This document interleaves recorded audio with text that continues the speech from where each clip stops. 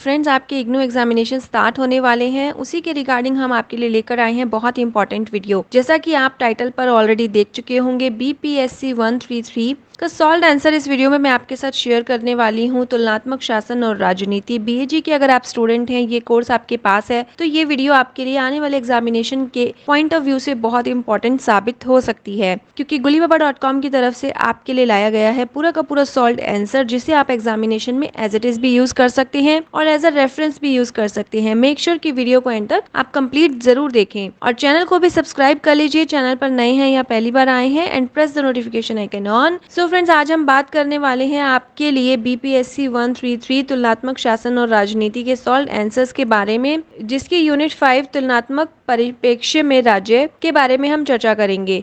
So let me show you the answer friend. This is the question, भूमंडलीकरण वैश्वीकरण से क्या अभिप्राय है, विस्तृत रूप में समझाइए। फ्रेंड्स, आप सभी जानते हैं इग्नू के एग्जामिनेशन में आपको बहुत ज्यादा लिखने के लिए समय या स्पेस नहीं मिलता। आपको हमेशा पॉइंट टू पॉइंट और अपना अच्छा आंसर लिखना होता है, तो उसके लिए ये आपको बहुत हेल्प करने वाला है। तो आप वीडियो को ध्यान से जरूर देखिएगा, या तो आप इसे समझ सकते हैं, नोट कर सकते हैं या स्क्रीनशॉट कर सकते हैं।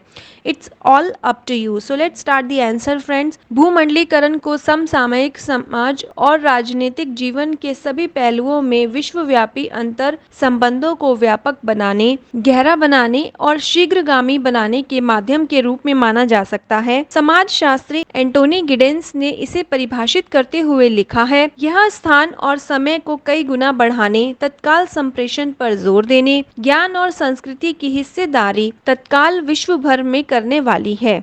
सो भूमंडलीकरण के बारे में जो समाजशास्त्री हैं एंटोनी गिडेंस, उन्होंने ये बात कही है। सो इसको आपको इन्वर्टेड कोमास में एज इट इज एग्जाम में लिखना है। इसके प्रभाव के बारे में विद्वानों में पर्याप्त मतभेद हैं, तथापि राज्य को प्रभावित करने और भूमंडलीकरण की प्रक्रिया जारी रहने के मामलों में धारणा और विश्वासों में पर्याप्त समानता विद्यमान है। 15वीं शताब्दी में आधुनिक राज्य के अभ्युदय के साथ अंतर संबंधों की एक पद्धति सदैव विद्यमान रहती थी। युद्ध और व्यापार आदि के कारण आंतरिक राजनीति अंतर्राष्ट्रीय घटनाओं और गतिविधियों से प्रभावित हुई तथा राज्यों की एक दूसरे पर निर्भरता पर अधिक जोर दिया जाने लगा। ब्रॉइट्स और कांट के लेखन से यह परिलक्षित होता है, जिन्होंने यह तर्क दिया कि राज्यों के समाज तथा अंतर्राष्ट्रीय कानून के दायरे में राज्यों का अस्तित्व रहता है, और उन्होंने राज्यों के सह अस्तित्व और सहयोग पर विशेष ध्यान केंद्रित किया। आज हम जो अनुभव कर रहे हैं वे गुणात्मक दृष्टि से एक नई विशेषता है।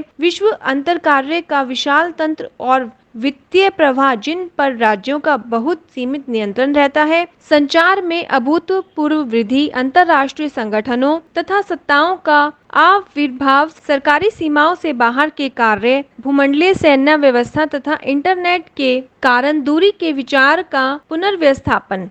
भूमंडलीकरण उस पूंजीवादी विस्तार की ऐतिहासिक प्रक्रिया लक्ष्य उत्पाद है जो यूरोप में शुरू हुआ था तथा बाद में उसने समूचे विश्व को अपने दायरे में समेट लिया। इस संबंध में ऐसा कोई प्रारंभिक बिंदु नहीं है जिस पर सभी सहमत हों, तथापि ऐसे कुछ ऐतिहासिक कालखंडों की पहचान की जा सकती है जहां से इसके विकास की पहचान जारी की जा सके। सन 1519 और सन 1521 में जहाजों से विश्व प्रारंभिक परिक्रमा के पश्चात 16वीं शताब्दी में यूरोपीय पूंजीवाद का प्रथम महान विस्तार हुआ, परंतु विश्व व्यापार और निवेश का प्रथम वृहद विस्तार यूरोप में औद्योगिक क्रांति के बाद 19वीं शताब्दी के अंतिम चरण में हुआ, जिसने इन देशों को निर्मित माल का उत्पादक देश बना दिया। यह उपनिवेशीकरण का स्वर्ण काल भी था, जब पश्चिम में महान शक्तियां विश्व को आपस में बांटकर और उनके संसाधनों का शोषण करती थी। प्रथम विश्व युद्ध के साथ यह क्रम रुका और 1930 के दशक में महान अवसाद के कारण मुक्त व्यापार संरक्षणवाद विरोधी कदम उठाए गए। द्वितीय विश्व युद्ध की समाप्ति से बहुराष्ट्रीय कंपनियों के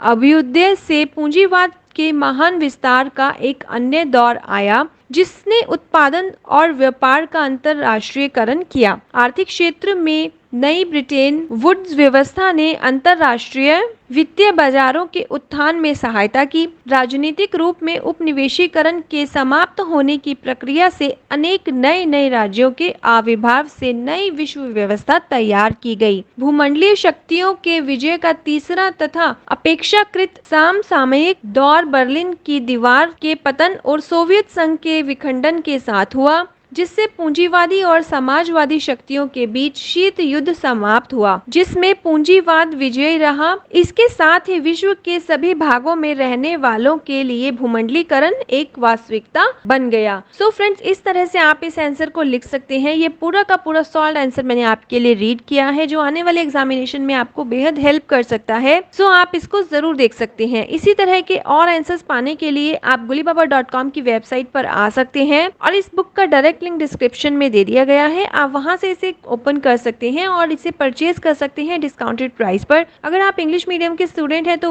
इंग्लिश मीडियम और हिंदी मीडियम दोनों में बुक अवेलेबल है। आप अपनी रिक्वायरमेंट के अकॉर्डिंग इसे परचेज कर सकते हैं, जिसमें आपको सारा कंटेंट यूनिट वाइज दिया गया है और साथ ही साथ sample paper and guest paper और प्रीवियस ईयर के सॉल्व क्वेश्चन पेपर इंक्लूडेड होते हैं। सो आप इसको जरूर देख सकते हैं। ओके, सो आई होप ये वीडियो आपके लिए इन्फॉर्मेटिव रही होगी। फ्रेंड, इसी तरह की और वैल्यूएबल वीडियोस पाने के लिए चैनल के साथ जरूर बने रहे। All the best for your examination. Thank you for watching the video till and. हम जल्द ही मिलेंगे एक नई वीडियो के साथ।